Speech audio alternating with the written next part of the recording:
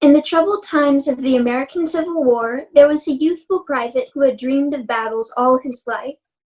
He dreamed of vague and bloody conflicts which had thrilled him with their sweep and fire. In visions, he had seen himself in many struggles. Ma, I did it. Don't be a fool, Henry. I enlisted. Well, the Lord's will be done. Henry, now you watch out in this here fighting business. You watch out and take good care of yourself. Don't go a-thinking you can lick the whole rebel army at the start, because you can't. I know. You're just one little fellow amongst a whole lot of others, and you've got to keep quiet and do what they tell. I know how you are, Henry. Ma. Now I've knit you 8 pairs of socks, and I've put in all your shirts, because I want my boy to be just as warm and comfortable as any in the army. It's getting late. And always, be careful and choose your company. There's lots of bad men in the army. Now, I don't want you to ever do anything that you would be ashamed to let me know about. Just think as if I was watching you. If you keep that in your mind always, well, I guess you'll come out about right. And you must remember your father too, child, and remember he never drank a drop of liquor in his life and seldom swore a cross oath. Ma, I gotta go. I don't know what else to tell you, Henry, except that you should never do no shrinking on my account. If so be a time comes and you have to be killed or do a mean thing, why, Henry, don't think of anything except what's right. I won't, Ma. Now, I put a cup of blackberry jam with your bundle, because I know you love it above all things. Goodbye, Henry. Watch out and be a good boy. When the youth looked up from the gate, he could see his mother's face, upraised and stained with tears. He bowed his head and went on feeling suddenly ashamed of his purposes. The coal rose reluctantly from the earth, and the retiring fogs revealed an army out on the hills, resting. Slowly, Henry's regiment awakened and began to tremble with eagerness of rumors. We're gonna move tomorrow. That's a lie. I tell you, the army's going to move. Well, you don't know everything in the world, do you? I didn't say I know everything in the world. What are you talking about? How do you know this? I heard it from a very reliable friend. Who heard it from a cavalryman? Who heard it from his brother? Who heard it from an orderly at division headquarters? You can believe it or not, just as you like. I don't give a dang. It's a lie. I don't believe this army's ever going to move. I've got to move 8 times in the last 2 weeks. We ain't moved yet. All you gotta do is sit down and wait as quiet as you can. Then pretty soon, you'll find out I was right. Oh, you'll see fighting this time, my boy. What'll be a regular out-and-out fighting. They're saying everybody's taking off for Richmond, and they're leaving us here to fight all the Johnnies. They're racing blazes all over the camp. There's been heaps of fun poked at them because they're new, of course. Hardly any of them done real fighting before, like me. Most of them younger than me, but most of them are like you. They'll fight all right, I guess. Think any of the boys will run? Oh, there may be a few of them who run. But there's them kind in every regiment, especially when they first goes under fire. They call the regiment fresh fish and mule drivers. But the boys come from good stock, and most of them will fight like fun after they once get shooting. Oh, you think you know everything! You know, I don't give a good hoot what you think. Hey, Jim. Never said I know everything. No, you Did never I, did. Henry? You No, hear me sir. say I know everything. So why's this lunkhead saying it? Jim. That's what Jim. I like to know. Jim, did you ever think you might run yourself, Jim? Me? Run? Well, I've thought it might get too hot for Jim Conklin and some of them scrimmages. And if a whole lot of boys started to run, I suppose I'd start and run. No. Yes, I would. Come on. And I'll tell you, if I once started to run, I'd run like the devil. And make no mistake, You mean it? sure shooting. But if everyone was standing and a-fighting, why, I'd stand and fight. By Jiminy, I would. Henry had a serious problem. He lay in his bunk pondering upon it. He tried to mathematically prove to himself that he would not run from battle. A little panic fear grew in his mind. What's the matter with me? He told himself that he was not formed for a soldier, that he was different from the rest. As he sweated in the pain of these thoughts, he could hear the men in the next tent betting on the outcome of the battle. The next morning, Jim woke Henry up. Come on, Henry. What? What's going on? You'll see soon enough. Before he was entirely awake, he found himself running down the road to a battlefield. Henry was frightened. The brigade was halted in the fringe of the grove. The men crouched among the trees and pointed their restless guns. A shell like the devil went over the heads of the reserves. Here they come! Here they come! The enemy ran forward, giving shrill yells, stopping and swinging their rifles. A hatless general shot his fist and shouted, You've got to hold them back! You've got to hold them back! Oh, we're in for it now! We're in for it now! Reserve your fire, boys! Don't shoot till they get real close up. Don't be fools! Fire! Fire! Henry suddenly lost concern for himself, became consumed by a red rage. Well, why don't they support us? Why don't they send us supports? What do they think? At last, an exultant yell went along the quivering line. We've held them back! We've held them back! We sure did!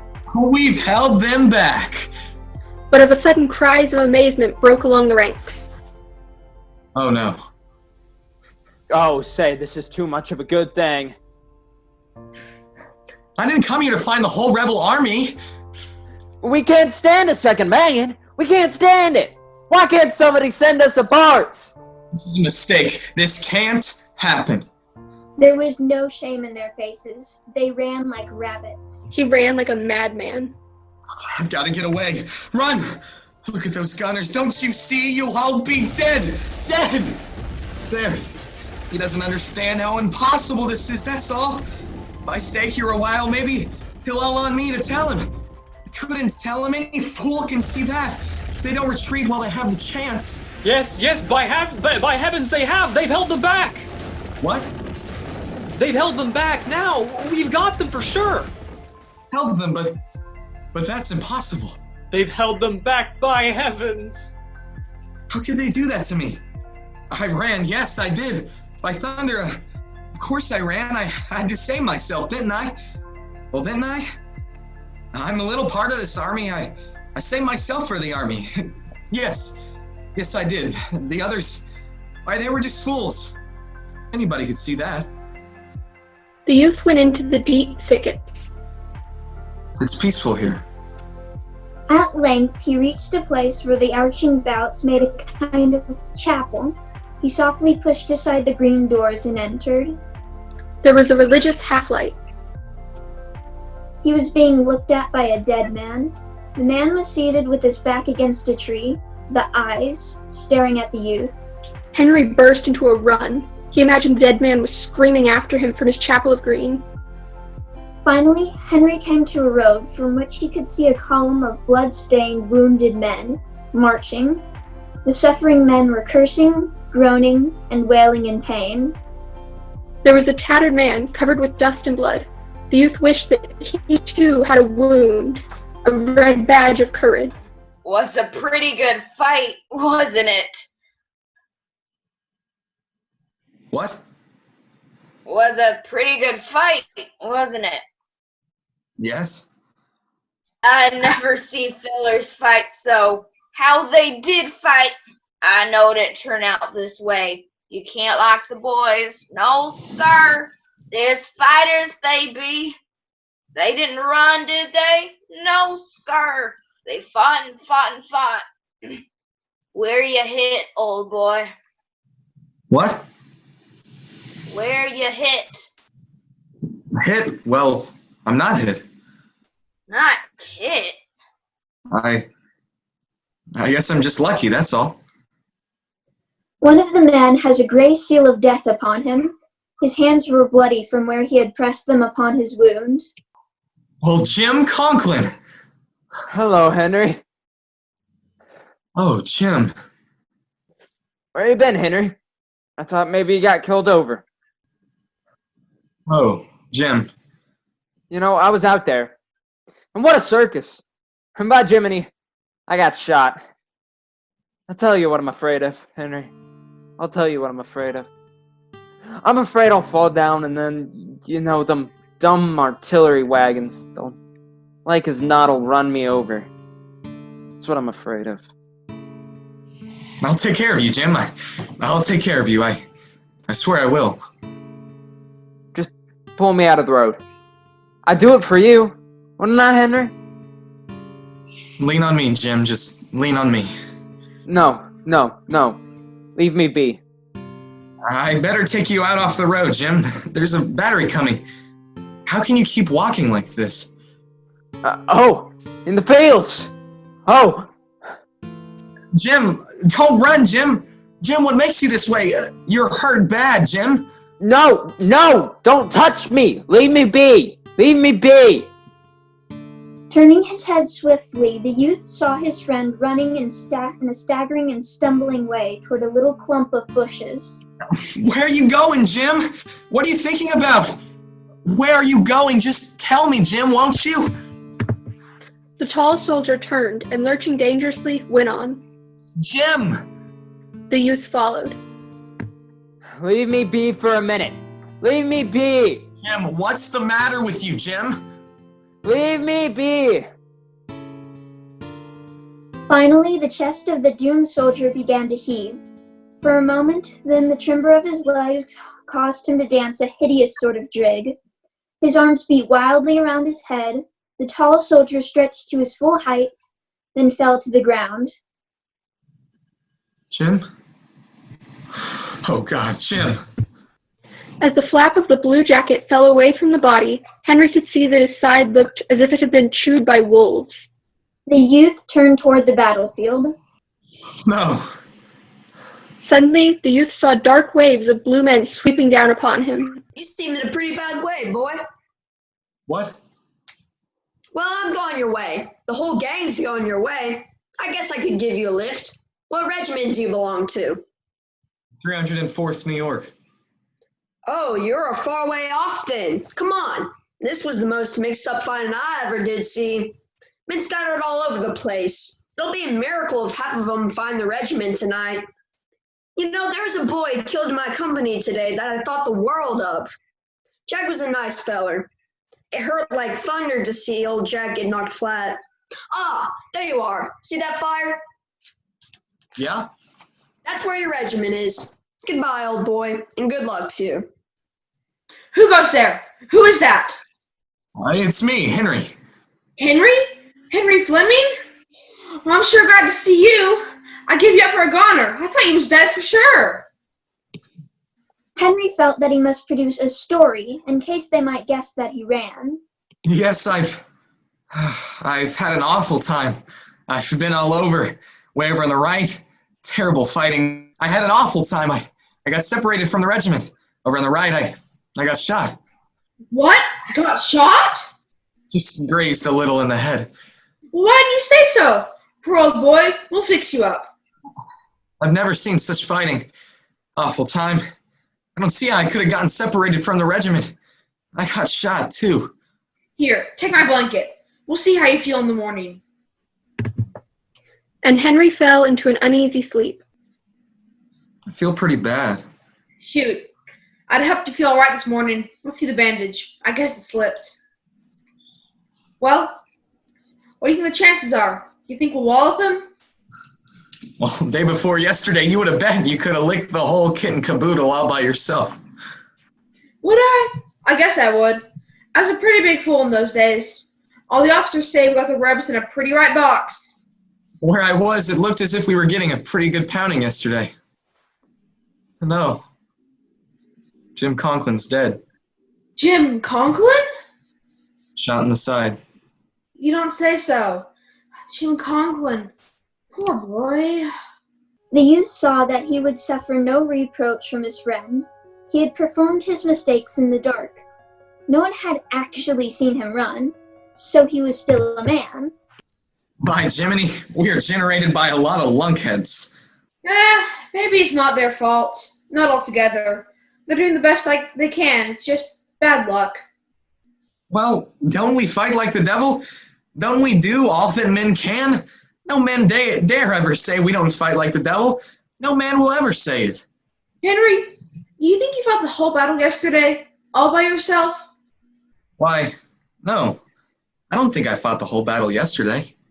Ted Hut! The general! You boys shut right up. You've been jawing like a bunch of hens. All you got to do is to fight, and you'll have plenty of that in about 10 minutes. Henry! You infernal fool! Don't you know enough when to quit? When there ain't nothing to shoot at? Oh. You alright? There ain't nothing wrong with you, is there? No. He was now a hero. The enemy's forming on the right. They'll be ready when they charge. Now, up Old Waterside, they think they'll break through. We're putting in the old 304th, although you look like a bunch of mule drivers. We'll all get killed if we stay here. This way! We have to get across that lot. Over the field went the scurrying mass of soldiers. In the road scramble, they saw that the color sergeant flew suddenly. They lunged for the flag. The youth walked into battle, into the mob of men. The fast and angry firings went back and forth. But the youth continued to the front, holding the flag. At last, the enemy began to weaken. Henry's regiment gazed about with looks of uplifted pride. They had proven the general wrong. Henry! Did you hear? Lieutenant says the general's mad ablazes. Well, what in thunderation for? General says if we'd gone another 100 feet or so, we made a pretty success of it. What? Well, we went as far as we could. I wonder what does he want? He must think we went out there and played marbles. I should say, we did have awful luck. But Henry, that's not all. I heard the colonel talking. You know the one way down by at 27th? Oh, Henry, you just ought to have heard. Heard what? Well, he was talking to the lieutenant right by me, and it was the darndest thing. He said, Colonel, who is that lad that was carrying the flag? Well, that was Henry Fleming. I saw him and that other feller, Wilson, keeping the flag way out in the front. Then the general says we deserve to be major generals. What do you think about that? Go to blazes. It's the truth, Henry. The youth exchanged a secret glance of joy and congratulations. The youth, still the bearer of the colors, became deeply absorbed as a spectator. To and from the world. They screamed and yelled like maniacs. The regiment bled extravagantly. We must charge him. We must charge him. The youth sprang to action.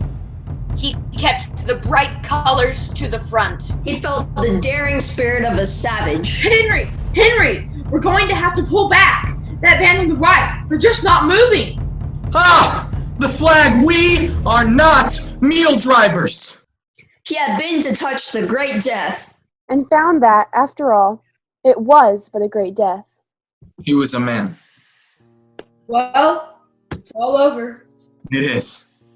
Within a little while, the regiment received the orders to retrace its way. Come on, boys, we're headed back. Oh no. Here we go again. It's getting cloudy, Wilson. Well, we both did good. I'd like to see the fool what'd say we both didn't do good. We deserve to be major generals. I'll go to blazes with your major generals. The processions of weary soldiers became a bedraggled train of despondent men marching through the mud under the low, wretched sky. Yet the youth smiled. He had rid himself of the red sickness of battle. The nightmare was in the past. Through the hosts of leaded rain clouds came a golden ray of sun.